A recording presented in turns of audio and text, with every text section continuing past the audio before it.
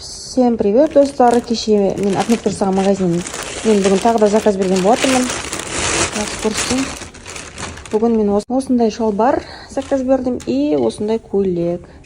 Бүгін киетін боламын осындай көйлек. Всем привет, достар. Кеше мен Ахмет Тұрсаға магазинін мен бүгін тағы да заказ берген болатынмын. Көрсетейін. Бүгін мен осындай шалбар заказ бердім и осындай көйлек. Бүгін киетін боламын осындай көйлекті бүгін бұйыртса. Вот, сосын тағы да айтып көрсететін боламын киіп тұрып. Қараңыздар, олар көп. Қазақстан бойынша доставка бар.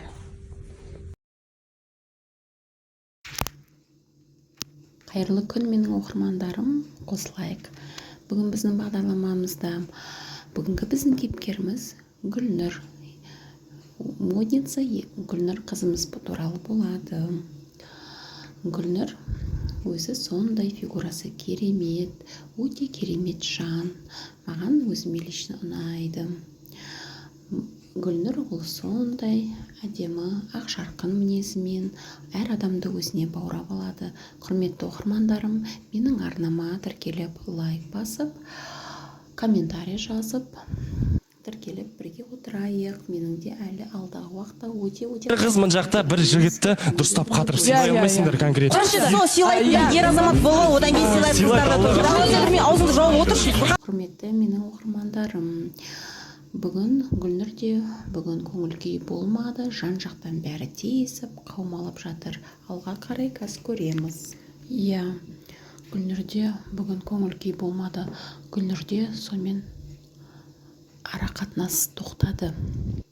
Оқырмандарым, құрметті оқырмандарым, ара қатынасы тоқтады. Гүлнұрдың көңіл-күйі мүлдем жоқ. Бәрі жан-жақтан сұрақ қойып жатыр.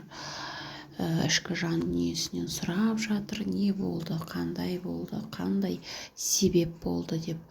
Гүлнұр де оған барынша бәріне жауап беріп жатыр. Гүлнұр сомен бүгін өзінің соңғы сөзін бәріне ескертті, айтты. Гүлнұр де ендігі әрі ешкімді өзіне ренжітуге рұқсат бермейтінін де айтты. Гүлнұр соңғы үмітін өзі соңғы шешімін шешіп айтып бәріне ортақ нүкте қойды. Сонда Гүлнұр не істеді? Өзінің ренжітіп алған құрбысымен татуласты ең бірінші. Екіншіден Гүлнұр өзінің ара қатынасын тоқтатты. Енді Гүлнұрдың басы бос. Гүлнұр үміткер күтеді. Құрметті оқырмандарым, менің арнама жазылып, лайк басып отыруды ұмытпаңыздар.